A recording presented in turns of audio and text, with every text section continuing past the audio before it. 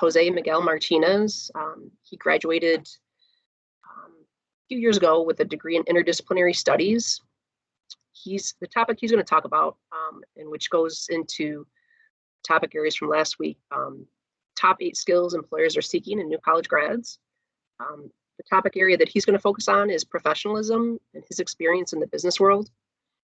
So he should be joining us shortly. So he should be here soon. So I'm going to mute myself, and hopefully he should be on here very soon. I just heard from him. So.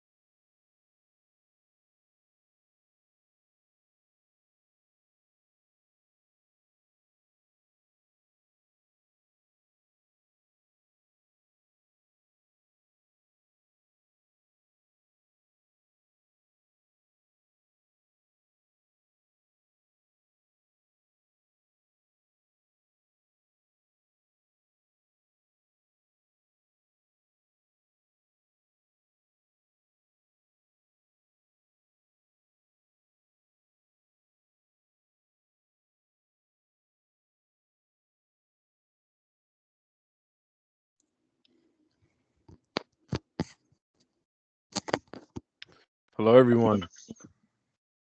Hi, Jose. It's Maureen. Hello, Maureen. I actually was able to locate the link, so we should be good to go. Okay, great. So I just did a brief introduction for you. Told me you're a recent alum, interdisciplinary studies. I didn't mention he's working out in Arizona, if anybody's interested. So, but I told him your topic area. If you're ready, you can take away. I'll basically be moderating this. So, students, if you have questions, comment in the chat, and I'll let Jose know what questions or comments were. Thanks for being here again tonight, Jose. We really appreciate it. And take it away. Absolutely. Right. My pleasure. Thank you, everyone, for being on the call. You know, it's a huge pleasure and an honor to be here speaking to my alma mater. You know, I was just in your guys' shoes not too many years ago, as Maureen mentioned. So I'm going to try to share my screen here. And I have a little presentation that I'd like to share as I will, you know, continue to speak as well. Just one second.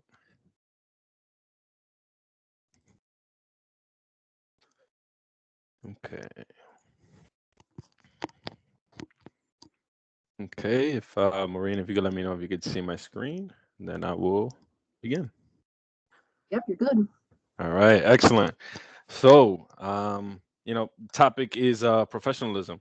So I'm going to try to give you guys a bit of an overview of my experience and what's occurred or what has occurred since I left Alfred, and give you an opportunity to ask some questions as well.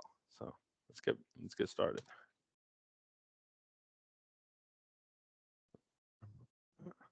Okay, so my story. New York City native, born and raised. I know many students come from the city or the 5 boroughs that are at Alfred, and you know, I'm one of those students as well. So I was born and raised in Brooklyn, New York. I moved to Queens, New York for most of my adult early life. I graduated from Newtown High School in Homer's, New York. Transferred to Alfred State from Dominican College. It's a small two-year not 2 year D2 4-year university. It was private, but I really needed a change in reference to the cost.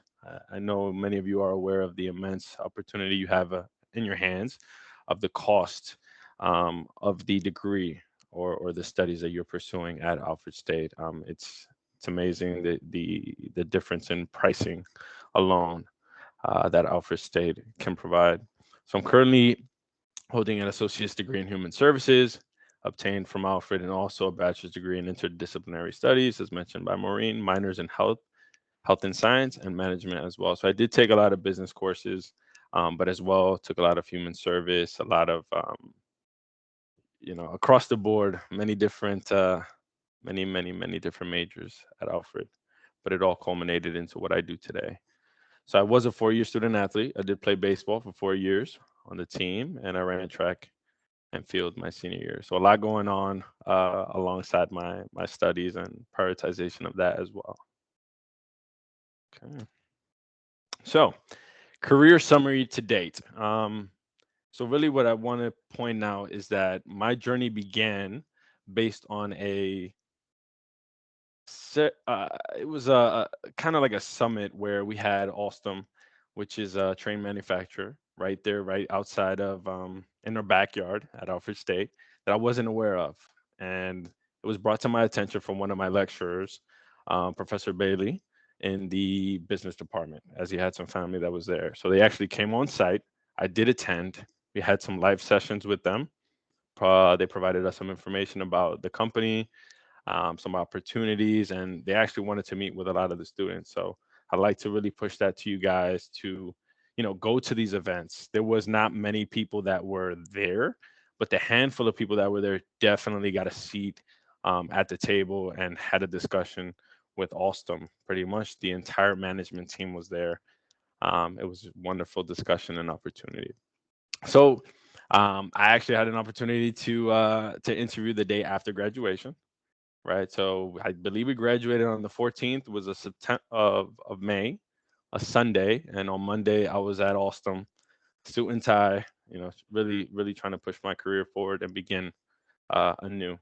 So upon starting with Alstom, I did 6 months in an expediter role, learning the ropes and starting with the scope of 5 to 10 vendors. This is very small in the world of procurement, and you'll understand why. So I was managing roughly $200,000 work spend. So that means the budget associated to the materials that I was purchasing. Had I heard of a buyer before I started at Alstom? I had not. I had not heard of procurement. I had not heard of this need for procurement professionals in the industry and manufacturing. But I was given the role of purchasing small labels, graphics for the exterior of the trains, small sheet metal work components, primary local vendors. So there were vendors that were close to Alfred, close to Hornell, upstate New York. So that was the beginning of my career. So spearhead into post 6 months. I'm promoted and I'm transitioning into a more managerial scope. So which really means that I was given a larger spend to manage and also a larger group of vendors also that were domestic and also international. So some scopes that I purchased, so air ducts on these trains. As you can imagine, a train is comprised of hundreds of thousands of different components, but to make it manageable, they're broken down into scopes, and buyers are then provided these scopes in order to be able to manage them in full and also purchase them at a pretty reasonable cost. So I was purchasing air ducts, cable trays, sheet metal work components, complex and non-complex, for all of our contract projects for North America. This is quite a bit of responsibility 6 months out of school, but I was able to take it on, and you'll understand more as I communicate how I was able to achieve this. So in our North American region, we included Canada as well. So just please keep that in mind because that's very important. So managing vendor relationships is one of the primary goals of a buyer or a procurement professional. You are the voice of the company to the vendor, and you are the voice of the vendor to your company. You are, in a sense, the middleman. You have to facilitate relationships, speak to your vendors on a day-to-day basis, and really understand what's going on with whatever you're purchasing or your products. So I did have a large increase of travel. So with more responsibility came this traveling. So I transitioned over to a scope of $5 to $8 million, which is a huge jump from 200,000, as you can imagine. And vendors were now domestic throughout the US. So from all over the United States of America and including international, which I had vendors in India, Canada, and France, which I visited as well. So another part of the responsibility came scheduling vendor visits, right? So I was during the first 6 months, I was visiting vendors as a plus one, meaning I was going with my colleagues just to understand the ropes, um, really understand what a buyer's role is when going to visit these companies. But in the lead buyer role, I had to really take the hold of the reins and really schedule those visits, purchase those flights, get to these companies, and really understand their operation and their day to day to be able to be a responsible and ultimately a successful buyer. And then lastly, where I am today. So just in case I didn't say, I graduated in May of 2018. So I have going on about 4 years now where since I've graduated. So I am now in a senior buyer position role for a company called Southco out of Honeyway Falls, which is in upstate New York. But I am working remotely full time in Phoenix, Arizona. Just moved here about 1 month ago. But for Southco, I do purchase a tons of different materials, automotive and medical field. A lot of the materials that you will see in many of the vehicles that you enter are Southco products. A lot of the door handles, latches, across the board, screws, nuts, bolts, everything you can imagine. I have a much larger scope. So as I mentioned previously, it was a jump to go from buyer to lead buyer, but senior buyer, I do have around 70 to 75 vendors that I manage today. So we take into account something called the 80/20 rule, which means that 80% of your spend, we try to focus that we focus 80% of the spend is covered by 20% of all the vendors, meaning that we focus our attention and time on the most important vendors or the largest vendors for us. It's the only way. We can only have so much time and capacity, but it seems to work. It really does work, and it's led to some success. So for South Coast, some of our main customers are Tesla, Rivian, Jeep, and Mercedes Benz. We do have Boeing and a couple other medical companies as well that are huge, huge for us, especially during COVID times. The industry has certainly boomed. Okay, I hope that was a bit of a mouthful, but I hope I still have your guys' attention. Okay, so I just wanted to give you a visual. So some of the major products or projects, I'm sorry, that I've worked on at Alstom were on the very top. You have these are light rail vehicles. This is a light rail vehicle for the Toronto project, in which I was given the assignment of purchasing all the steel or the sheet metalwork components. That's anything from the underframe to the roof cover. I have a nice GIF of them actually putting together or sandwiching what's called the actual body car. So putting down the roof cover that came from Germany, and then you have from Poland, you have your underframe. You may ask how the hell or how the heck could you purchase that? But there certainly is vendors out there that on an international and a global scale that do provide these materials. And through your career, I hope that you have the ability to have that interaction and be put in situations like this, which to me, I believe was a very, very difficult, I thought, but was able to maneuver with the assistance of my colleagues, assistance from management, and make it happen and in cultivating those relationships with my vendors. On the left there, you have the Amtrak Acela. That was my main project for Alstom. It's the one and only, or the first, high-speed train built in the United States of America, right there in your backyard in Hornell. Please keep that in mind for the future. There's a lot of innovation happening right behind, right where you are located, and keep that in mind. A lot of small areas like that bring in a lot of the workforce that builds certain projects like this, and it's a huge success. 265 miles per hour is the record in which it has achieved, and it's going out to revenue service.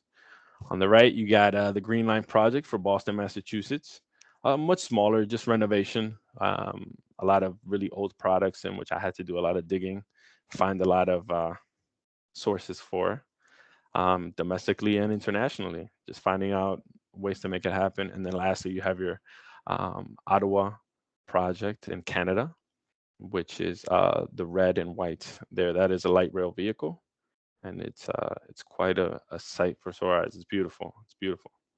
And lastly, and then we have a bunch of different South Code products. This is the company I currently work for. As you can see, it's quite a difference going from an entire train to a lot of more smaller components, but it's extremely exciting because there's just such an immense amount of different products, slashes, different industries that we work with, and there's a lot to learn as well. So just a visual here, just some projects that I've worked on. Um, you know, it's been great. It's been great. Okay, some quick achievements.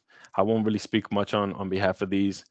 There's just some things that I've been able to achieve since graduating, and so you could see that even in a small period of time, you have the ability and the opportunity to make changes to this world relatively quickly. Which it's really up to you how much work you want to put in. So savings achievement was one of the number one achievements for me working at Alstom was I saved the company $3 million, and that was on a cross collaboration with many different departments within Alstom. So pretty much, we have a lot of departments that work in silos. But what I proposed and what I asked from my team was, how can we come together and optimize and use that as a way to make a savings? So we came together. We sent out what's called a request for quotation to somewhere around 13 countries, and we had immense success. I did have the ability to go to India, in which we it was 30 hours door to door. That was the number one thing. That was I did go with my manager. It was a great experience. Visited many facilities, top tier facilities, and overall got to be more cultured and also more professional in that experience. Toronto mock-up is the train that I mentioned, 200 plus parts with no non-conformance, which means that the products were in good shape, no issues with quality.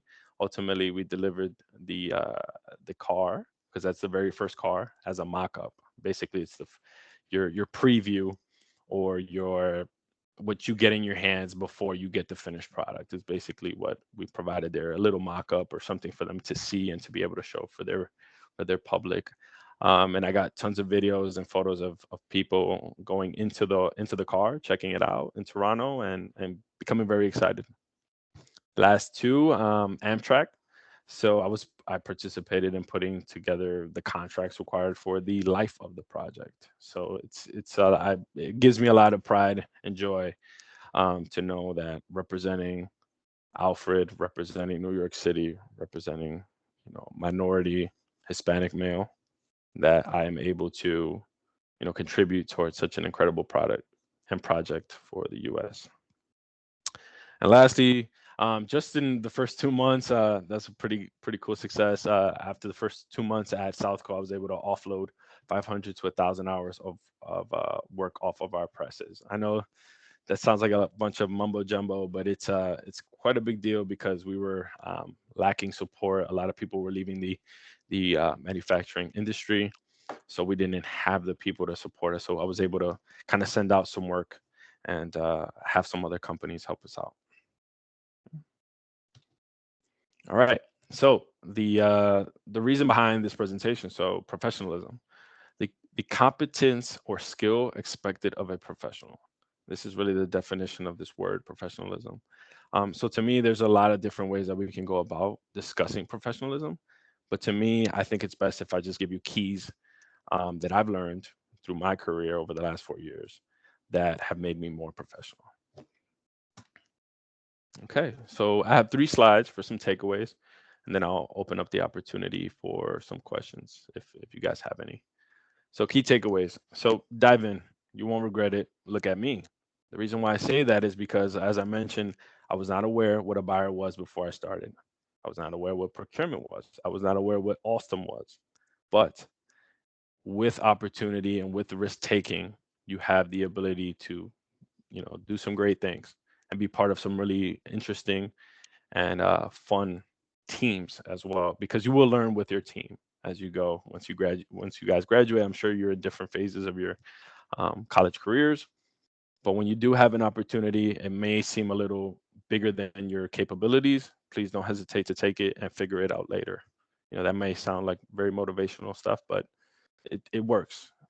Trust me when I say that, because when you jump in, you'll in your careers, in your future careers, you'll be asked to do things that you think you cannot do, but with the right mentors, and which is where I'm kind of leading into fake it until you make it, right? There's certain things that you just certainly won't know. I didn't know, how to create a material from a drawing, right? This is what production is: an engineer creating a drawing and then providing it to a buyer to go purchase that material. To me, that was mind blowing. But ultimately, once I had that product in my hand and understood what good quality was, I no longer had to fake it. I guess I made it, I guess is the best way to put that. But so seeking mentors, I think it's exceptionally important. It's a huge part of my career. I'm always looking for mentors. Um, it's it's something that you have to tap into wherever you go, whether it's in school, whether it's on your team, if you're playing any college sports, etc. Please search for mentors. They will help you and they will guide you. Self-teaching plus desire to grow. You have to have that consistently. It's something that I practice. I don't just preach, right? I have some certifications that I've gone and I've gotten, but there's always certifications for your career field. So just look into that. Make sure that if there is an opportunity for you to get a certification to add to your resume that'll make you shine a little brighter, that it's good, and it also will be better for yourself as well. Podcasts, audiobooks. I tap into those every day. I used to drive from Rochester, New York to Hornell 3 hours a day. Well, to and from. It's about an hour and 15, around three hours. And I listen to podcasts religiously and audiobooks religiously. It just keeps you in the right state of mind and it teaches you a ton. Higher education. I'd like to get my MBA. It's on the to-do list, and I'm hoping I can, let you guys know down the line that I did do that. Okay. And dress the part. Hey guys, I understand you're going to and from classes, you're in sweats and stuff, and it's cold and it's winter, but you got to understand when you're in the business world or in any professional environment, the better you look and you feel will correlate into good performance. So I'm not saying that right now when you're wearing your sweats and you're going to class and you're getting straight A's, not to do that. But what I'm saying is in the future, please dress the part. Make sure that you feel confident. It's helped me in situations where I didn't feel like I belonged, but I was genuinely well dressed, prepared, and ultimately got some good success from that. So just please keep that in mind. All right, take away V2, and then we got one more slide. Um, Sometimes to eventually become right, you must be wrong. So I say that by saying that in my career, many times when I first started, I would do certain things knowing that they were wrong, just so someone could come over to me and scream to me and tell me how to do it right. Because I continuously asked or would ask. In your careers, you will see that down the line. And maybe that's something that you deal with today. You ask someone for assistance. And then the moment you do it wrong, they will come back and they'll say, hey, no, you're supposed to do it this way. And you go, oh, thanks. That's exactly what I needed. So like I said, sometimes to eventually become right, you must be wrong. So don't stop yourself from making mistakes. So open-mindedness is a prerequisite to success. Management will test your drive. Trust me. When you go to any career, if you have a manager who's ambitious, who wants to succeed, they will ask of you to do more than you think you're capable of doing. It's just natural. You want to see that creative side of you. They want to see you try to go for more.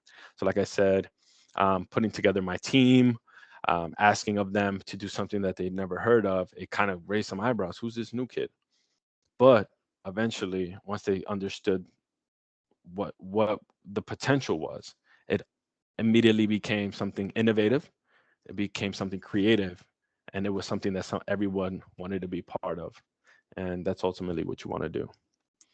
And I think this is huge because many people don't. I don't think they understand this today. So understand the reason you have a job is because there are tasks that must be completed. If no task, you have no career. Lessen the percentage of complaints daily. I try to practice this in my life, especially at work. I go into the office, or I've gone into office, and it's freezing cold, and everyone's not happy, and you're having a rough day. But forgive me, the more you lessen the percentage of complaints, the happier you will be. I can promise you that. When your colleagues, you'll be at work, everyone's not having a really good time. If you are that light that shines, trust me, you will stand out and you will ultimately drive success. So please keep that in mind. Just try to lessen 1% a day. of the complaints. If you complain 10 times, tomorrow complain 9, and so on and so forth. Positivity will fast forward your career trajectory. Like I mentioned, the more positive you are, the more open you are, the more just energy driven, more opportunities will come chasing you. And they might be things that you feel you're not capable of or you're not ready for. But with positivity, you can surely figure it out. There's not a doubt in my mind. Last one. So public speaking, I think this is truly necessary, and so is teamwork skills. So try to practice that daily, whether you're in teams or with colleagues in class. When your professors put you in a project and make you sit around each other, keep that in mind that that's what you're going to be doing every day. You have your team. Like for me, my engineers are exceptionally important. My supply chain team is exceptionally important. My logistics team is exceptionally important. Everybody is exceptionally important to me. And we need to work as a team. And once you see that you cultivate those relationships, they will be just as happy to work with you and to do things for you. I think that's very important. So just please keep that in mind. Public speaking, you'll find yourself in situations in your careers where you're invited to an honorary event. You are the person leading a group. You are, many different situations. But just just take that into account that can be something very important and something that can drive your career trajectory in a fast pace and help you out. Speak your mind. Just to piggyback off what I said earlier, if you're wrong, trust me, you will learn. um, Whether someone tells you or whether you're getting those bumps in the road where you're like, oh man, I struck out today 10 times, but then tomorrow you'll try to come in and you'll strike out 5 and then 3 and then 2, and then you eventually start to understand this and get what your career trajectory requires of you. And plus you'll have your colleagues there as well. It's huge. They will certainly guide you throughout the way. And then lastly, network. I can't express this enough. Just an invitation to you guys who are on the call. If you want to, Maureen has my LinkedIn. You guys can certainly, go on there, see what I've done with my LinkedIn. It's one of my prized possessions. Like people say, um, your net worth is as much as your network, right? So I have, and not to not be flamboyant or anything like that, but I have 10,000 connections on LinkedIn. That's quite a significant number to me, and they're across all industries. I connect with all kinds of recruiters.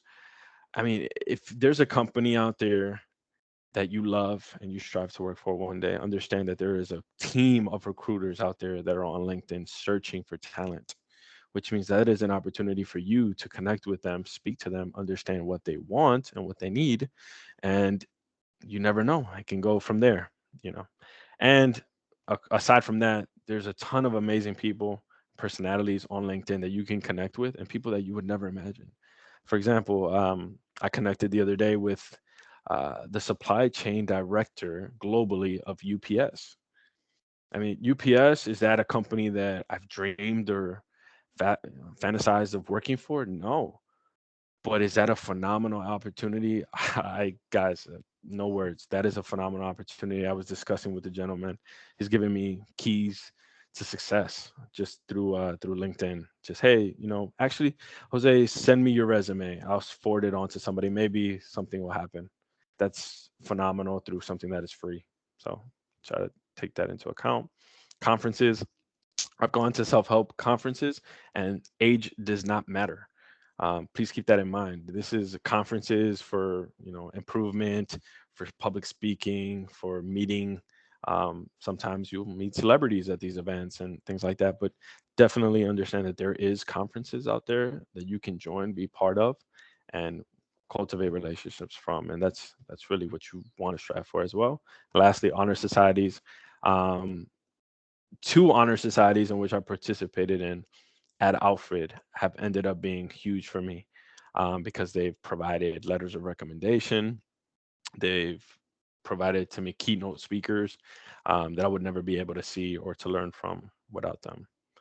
So just keep that in mind on the forefront when you get invited or you're working very hard.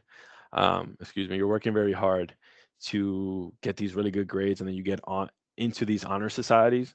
don't take that with a grain of salt. Get in there, do what you have to do, get your title, your NICE certificate, and then wear that as a badge of honor, because Alfred, gave me the opportunity to be able to show Alstom that I had leadership skills. And that was because of the honor societies, because I was a team captain, and I was able to enhance my professionalism, as this topic states. So, lastly, questions. Maureen, I let you mediate with anyone that has a question if they have any. And thank you guys for your time. I know it would be a little longer, but I didn't want to just blab and make you guys not want to do homework later or something. So thank you for your time. Any questions? That was great. 10,000 LinkedIn connections. Wow. Yeah, it's taking quite some time. Yeah. But it's there. It's there. I promise I'm not making that up. How do you and when you connect with someone, I do have a question for myself. When you connect, like I usually send a personalized note. Do you do that as well? Like send a personal, or do you send like the general connection request on LinkedIn? It depends. I think after you've cultivated a good relationship or many connections with different industries, people will want to connect with you. So for me, like for supply chain, for example, I will just send. It depends on the personnel as well, but that gentleman from UPS, it was just like oh man, like this is the director of UPS, like this is incredible. Right. I connect and he Yeah. connects with me, and then I Right. immediately follow up with a thank you for the connection. Any wisdom that you're willing to give, I'm here to listen. UPS is a phenomenal company. Yeah, for sure. Yeah, so that's cool. That's some good stuff. Anybody Hey, out there? Jose, it's Elaine. Great Hello, job. Elaine. Hello, How are you? Elaine. How you Wonderful doing? job. I love your information about networking. I think it's fantastic.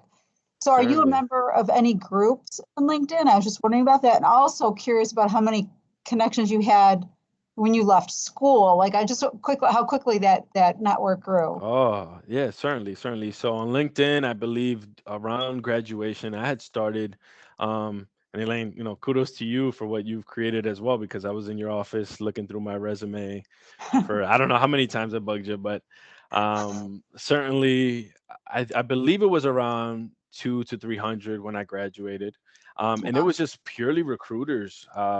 Really, I don't know why I got that hitch or why I got that idea, but I thought to myself, hey, if I start communicating with these people, maybe they can give me some insight into what they're looking for, and if I know that, then I kind of know what role to play or what information to obtain to make myself um, just worthy, I would say, of Yeah, getting an interview.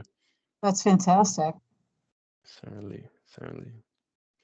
But I hear nothing but crickets from the students. So I don't know. I don't know if I put them to sleep. I hope I didn't.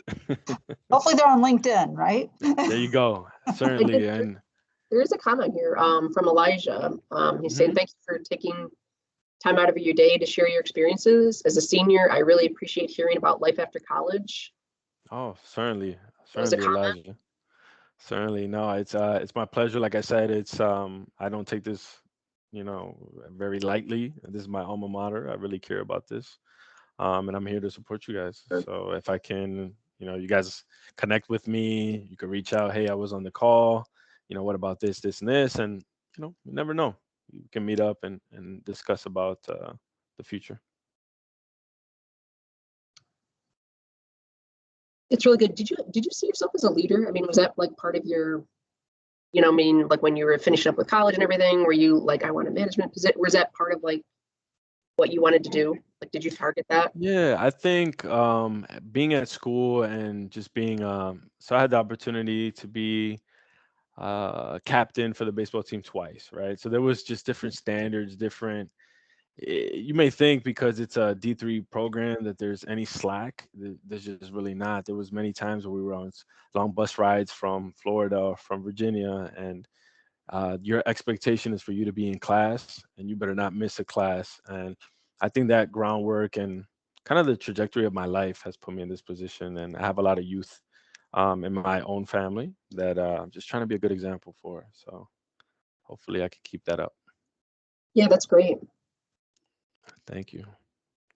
So students, I just put in the chat, I'm not sure if Jonathan's on the call still, but there's like a link to answer some questions, and then that counts towards, it's in the chat, so if you want to complete that as well. And it counts towards attendance for tonight's presentation.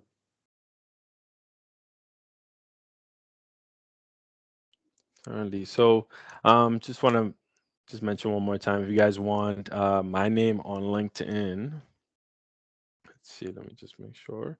It is a little longer because I include my middle name, but it is Jose. And actually, let me type that. Let me type it in. So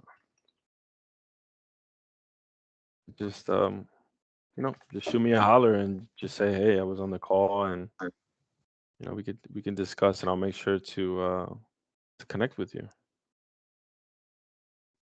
It's very good. Thank you for taking time out of your work day and everything. We really appreciate it. I know the students appreciate it. That type of thing. It's been great. Absolutely, absolutely. Yeah. If there's not any other questions, I'll shoot off. But if there is, I'll stay another couple minutes. It's not a problem. I just want to say we're proud of you, Jose. We really appreciate this. Thank you so much. Yeah, thank you very much. I told my my fiance, who also went to Alfred, that she's next. She's got to be next. So yeah, she was in the rad tech program. She's working here and in the hospital. Well, she worked at Strong Memorial for around the same duration that I did. She's an X-ray tech, and she's doing really well as well. She's neurointerventional radiologist. I have to say that correctly. All right, we'll look forward to that. Certainly, absolutely. Yeah, we'd be happy to have her back. We arrange these every semester, so yeah, I'll definitely be in touch. Excellent. Let me just say, welcome. You guys are all welcome. You guys are all welcome, and I hope to hear from you down the line. All right. Thank you, everyone. Have a good rest of your day. Thanks, Maureen. Thanks, Elaine. Thank you. Take care. Thank you. Bye-bye. Thank you, everyone.